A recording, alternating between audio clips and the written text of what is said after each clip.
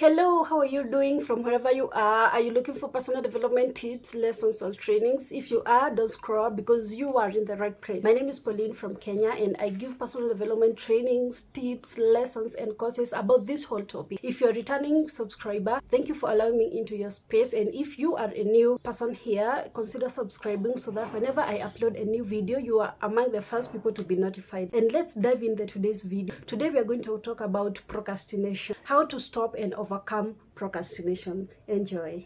Procrastination means delaying or postponing work that needs to be done, either by doing other or doing less important activities, or by distracting yourself with non-work related activities like checking your social media or even watching TV shows. Procrastination may not necessarily mean lack of motivation. We look at it from a point of lack of clarity.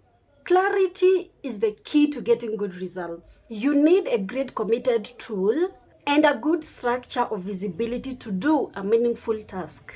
How does lack of clarity about how your work is important lead to procrastination, and how can you stop that? Let's look at that for a moment. Procrastination is a form of time inconsistency. Normally, the work that you are doing now is contributing to a big project, which can be your dream or even the company's purpose, which may seem to be very far from your day-to-day activities. And without clearly understanding why your work is important, it is hard to inspire yourself to get that work done. What's missing here is clarity. And when you can draw a direct line from the work you're doing and the impact is going to do to you or your team or your organization, then you are inspired. This simplifies your decision making.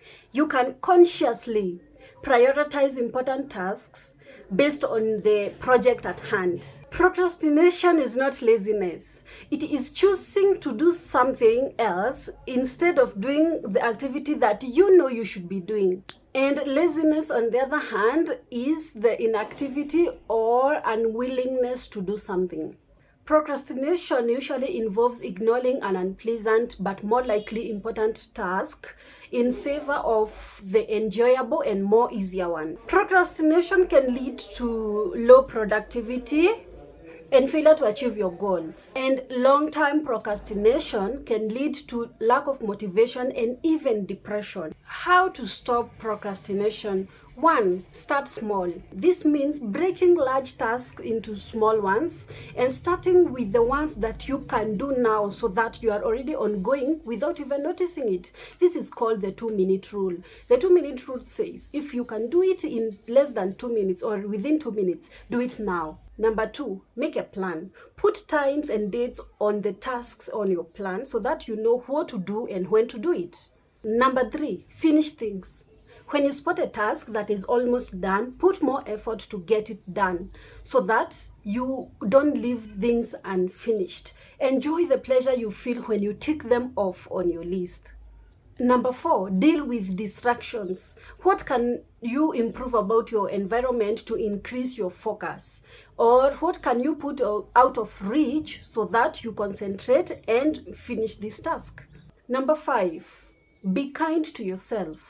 Do your best to reach these deadlines and finish your task, and celebrate every win that you achieve. How to overcome procrastination? Step 1, recognize that you are procrastinating.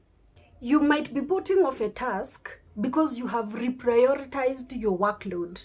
If you are briefly delaying an important task for a genuinely good reason, then you are not necessarily procrastinating. However, if you start putting things off indefinitely or switching your focus because you want to avoid something, then you are probably procrastinating. You will know you're procrastinating if you're doing any of the following things: filling your day with low priority tasks, leaving an item on your to-do list for so long, even though it is an important task, filling your time with less important activities that others want you to do instead of focusing on what is on your list that is important, waiting to be in the right mood or waiting for the perfect time to tackle a task, becoming easily bored, fearing failure, and many others. Step 2, Know the top reasons for procrastinating.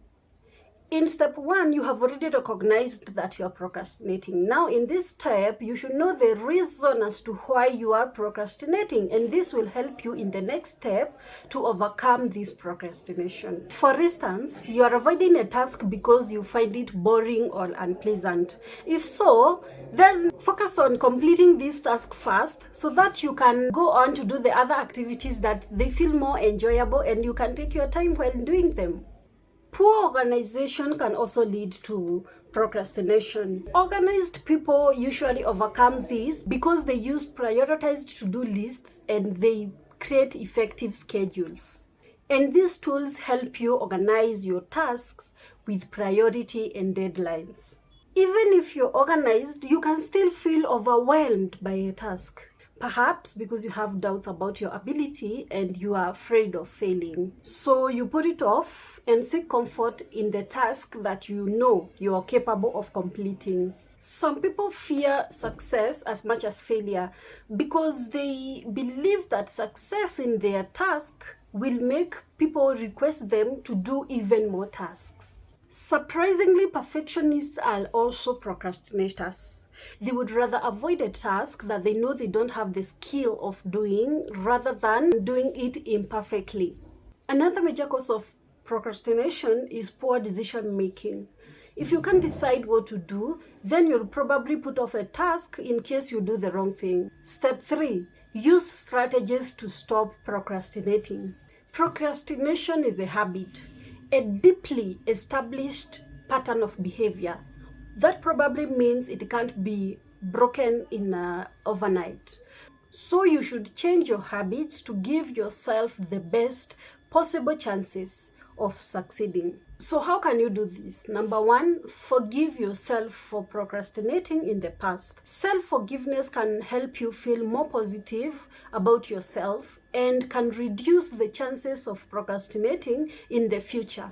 Number 2, commit to the task. Focus on doing, not avoiding. Write down the task that you need to complete and specify the time for doing them. This will help you to proactively tackle your tasks. Number 3, promise yourself a reward. If you complete a difficult task on time, reward yourself with a treat. It can be a slice of cake or a coffee from your favorite coffee shop. And make sure you notice how good it feels to finish things. Number 4, ask someone to check up on you. This is the best because whenever you have someone who you trust and whom you can give this responsibility to, it gives you that external motivation because this person will always be reminding you to complete a task or you need to do this or to do that. So this is very important. You should be trusting this person and this person should be very committed and very focused into you. I mean, they should be always reminding you on what you are supposed to do and when. Number 5, act as you go. Tackle things as soon as they arise instead of letting them stay and building up over until the other day. Number 6, rephrase your internal dialogue. Phrases like I need to or I have to can make you feel disempowered and can even result to self-sabotage. So you can replace these phrases with a phrase like I choose to. You know, this phrase makes you feel you own this project and you are more in control of the workload. Number 7, minimize distractions. Turn off your emails and your social media and make sure you don't sit anywhere near a television when you are working. Number 8, aim at eat that frog the first thing every day. This means that you focus on those activities that you feel they are unpleasant or less enjoyable so that you have the whole rest of the day to focus on those activities that you feel they are more enjoyable and they are pleasant to you. Thank you so much for your time, for allowing me into your space to give you this piece of knowledge that I have. If you have any comment or any feeling about this topic of today or anything else that we should talk about next, you can comment down below and feel free to subscribe to this YouTube channel. Subscription is absolutely free. And until the next video, see you again. Take care of yourself. Bye bye.